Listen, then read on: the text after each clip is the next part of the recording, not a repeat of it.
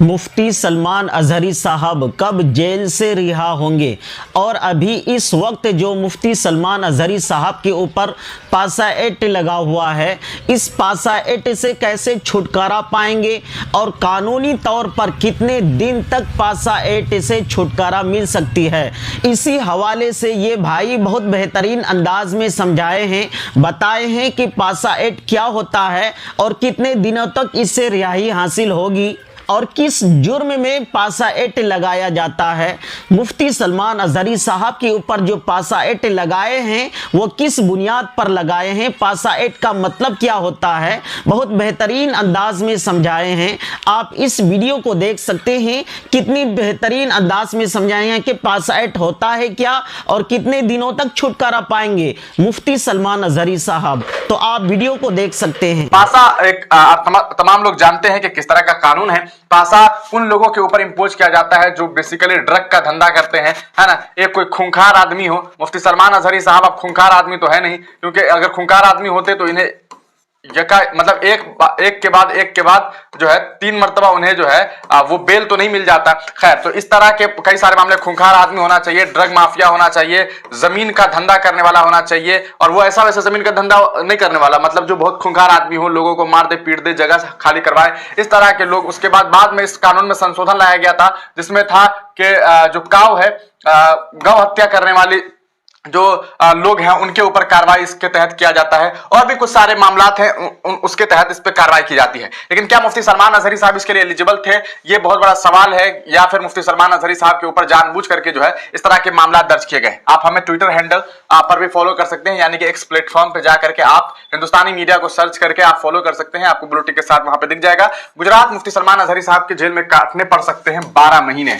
जी हां, उन्हें 12 महीने तक जेल में काटने पड़ सकते हैं, क्योंकि इस पूरे मामले में, पासा वाले मामले में रिहाई जो है वो आसान नहीं होती है, बहुत मुश्किल है। वहां से रिहा हो पाना, बेल मिल पाना काफी मुश्किल होता है। अब बताएंगे कि किस तरह से यह काम किया जाता है। 12 महीने के लिए होता है ये ऑर्डर। कितने दिनों के लिए होता है? 12 महीने के लिए, यानी कि मैक्सिमम 1 साल के लिए यह ऑर्डर होता है। 1 साल तक उन्हें जेल में रखा जा सकता है। जूनागढ़ पुलिस ने कलेक्टर के आदेश जारी करवाकर मौलाना मुफ्ती सलमान अजहरी साहब के ऊपर जो है वो पासा इंपोज करवाया था। किसने करवाया? जूनागढ़ के जो इंस्पेक्टर थे, उन्होंने गुजारिश की होगी वहां के कलेक्टर साहब से। इंस्पेक्टर ने कलेक्टर साहब को कहा होगा कि भैया ये आदमी जो है, इनसे खतरा है, इन पर जो है पासा इंपोज कीजिए, और कलेक्टर साहब ने इंपोज कर दिया।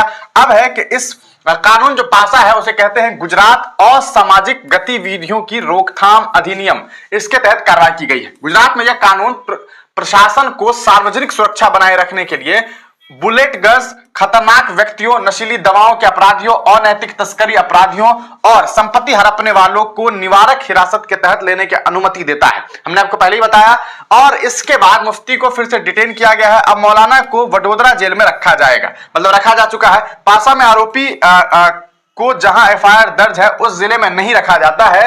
मौलाना मुफ्ती सलमान अजहरी के खिलाफ पासा का ऑर्डर 1 साल के लिए है, यानी कि 12 महीने के लिए मुफ्ती सलमान अजहरी के ऊपर जो है ये पासा इंपोज किया गया है, मतलब 12 महीने तक वो जेल में रह सकते हैं। लेकिन क्या 12 महीने उन्हें जेल में रहना ही पड़ेगा या फिर कुछ इसके रास्ते हैं? आइए हम इसके बारे में आपको बता दें।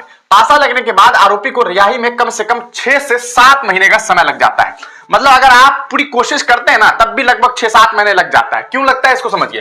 पासा की कार्रवाई होने के बाद आरोपी की तरफ से अगले 12 दिन में पासा लगने वाले अधिकारी के पास अपनी अर्जी देनी होती है। पासा लगाने वाले अधिकारी, अब सोच लीजिए कि जिस कलेक्टर साहब ने मुफ्ती सलमान अजहरी के ऊपर जो है वो पासा इंपोज किया है, क्या 12 दिनों के अंदर में मुफ्ती साहब के परिवार वाले या उनके जो लीगल टीम है ये कलेक्टर साहब से दोबारा गुजारिश करेंगे कि सर छोड़ दीजिए, पासा इंपोज मत कीजिए? आपको लगता है कि वो पासा हटाया जाएगा? मुमकिन ही नहीं है, नहीं करेंगे ये लोग। मतलब साफ है कि 12 दिनों तक तो मुफ्ती सलमान अजहरी साहब, इस 12 दिनों में भी मुफ्ती सलमान अजहरी को रिहाई नहीं मिलने वाली है। इसके बाद संबंधित सरकार को होम डिपार्टमेंट चाहे तो पासा के ऑर्डर रद्द कर सकती है। अच्छा, एक है कि होम डिपार्टमेंट अगर चाह ले, मतलब सरकार चाह ले, तो उसका जो होम डिपार्टमेंट है वो चाहे तो पासा के ऑर्डर को रद्द कर सकती है। मतलब होम डिपार्टमेंट समझ रहे हैं आप, जिनके पास में पूरा प्रशासनिक व्यवस्था है, वो चाहे तो ये कर सकती है। ऐसा नहीं होने पर पासा में की गई डिटेंशन से रिहा होने का दूसरा रास्ता 45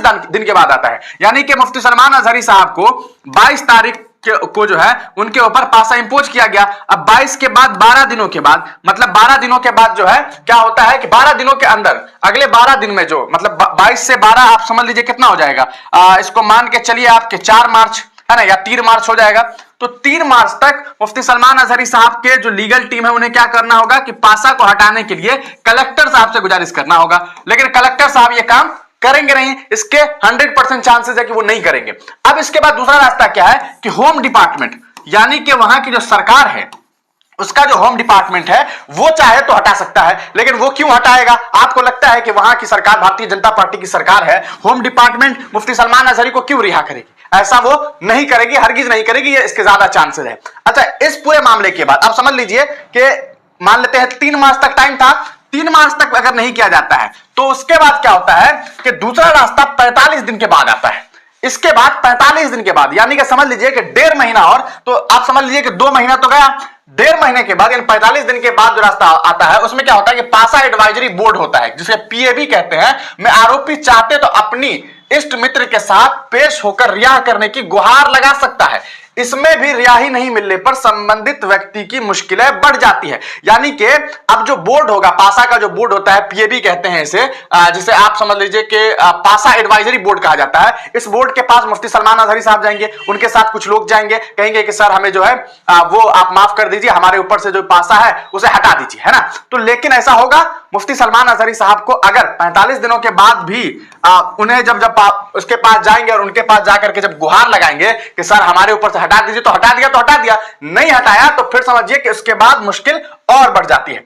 अब क्या होता है कि आप सोचेंगे कि भैया इसमें तो हाईकोर्ट भी जा सकते हैं ना। तो इस पूरे मामले को लेकर के वहां गुजरात हाईकोर्ट के एक वरिष्ठ वकील है, हितेश गुप्ता उनका नाम है, वो कहते हैं कि अमूमन इन दोनों विकल्पों में काफी कम आरोपियों और लोगों को राहत मिलती है। किन 2 रास्तों में? हमने जो अभी आपको बताया था, किन 2 रास्तों में? पहला तो ये कि कलेक्टर साहब 12 दिनों के अंदर जो है वो इसे कैंसिल कर दे पासा को। दूसरा रास्ता क्या होता है दोस्तों? दूसरा रास्ता होता है कि 45 दिनों के अंदर जो है इसे हटा दे। लेकिन इन दोनों में चांसेस जो है वो 1% भी नहीं होता है, समझिए एक तरह से। और मुफ्ती सलमान अजहरी के मामले में अगर आप देखेंगे तो मुझे लगता है कि 0% भी चांस नहीं है। अब देखिए इसके बाद क्या रास्ता है। अमूमन इन दोनों विकल्पों में कोई राहत नहीं मिलती है, उन्हीं कोर्ट का ही दरवाजा खटखटाना पड़ता है, उन्हें कोर्ट का ही दरवाजा खटखटाना पड़ता है। अब हितेश गुप्ता के अनुसार, जो एक वकील है, वो कहते हैं कि भैया संबंधित अधिकारी वो होम डिपार्टमेंट से राहत नहीं मिलने पर अंतिम विकल्प हाईकोर्ट है, यानी कि उन्हें हाईकोर्ट जाना होगा, यह अंतिम रास्ता होता है। अब हितेश गुप्ता के अनुसार कि हाईकोर्ट में पासा के मामलों की भरमार है, यहां पर रिट याचिका लगानी होती है, हाईकोर्ट में सुनवाई का नंबर वेटिंग के हिसाब से आता है।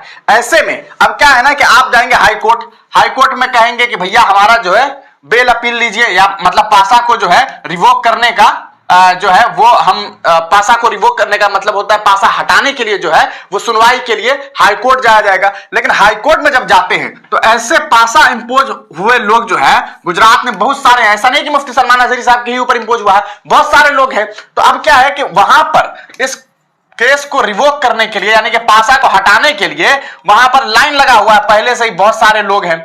अब इसमें एक सिस्टम यह है कि आपको स्पीड ट्रायल नहीं करवा सकते। अगर मुफ्ती सलमान अजहरी साहब हाईकोर्ट जाते हैं तो आप उनसे कहा जाएगा कि ठीक है भैया तुम्हारा हम सुनवाई करेंगे, लेकिन तुम्हारे पीछे जो बहुत सारा लोग है, तुमसे ऊपर जो बहुत सारे लोग है, पहले हम उसकी सुनेंगे, पहले इनकी, फिर इनकी, फिर इनकी, फिर इनकी, फिर इनकी, और उसके बाद मुफ्ती सलमान अजहरी को सुनेंगे। तो इस प्रकरण में ही जो है लगभग 5, 6, 7 महीना लग जाता है। तो अब आप समझ लीजिए कि एक तरफ आपका 45 दिन उधर गया, 12 दिन उधर था ही, इधर आपको 6 महीने के आसपास लग जाएंगे। तो ऐसे में 6 से 7 महीने का समय लग जाता है। हाईकोर्ट से राहत नहीं मिलने पर सलमान अजहरी को 12 महीने के पूरे समय जेल में रहना पड़ सकता है। और गुजरात में भड़काऊ तकरीर के बाद कानूनी कार्रवाई का सामना कर रहे मौलाना मुफ्ती सलमान अजहरी ऐसे में लंबे वक्त तक जेल में रह सकते हैं। तो ये पूरा का पूरा मामला है दोस्तों। ये एक समझ लीजिए कि सिस्टम है कि पहले 12 दिन, फिर 45 दिन, और फिर उसके बाद हाईकोर्ट, और हाईकोर्ट भी दे दे तो बड़ी बात, वरना यहां से रिहाई मिलना बहुत मुश्किल।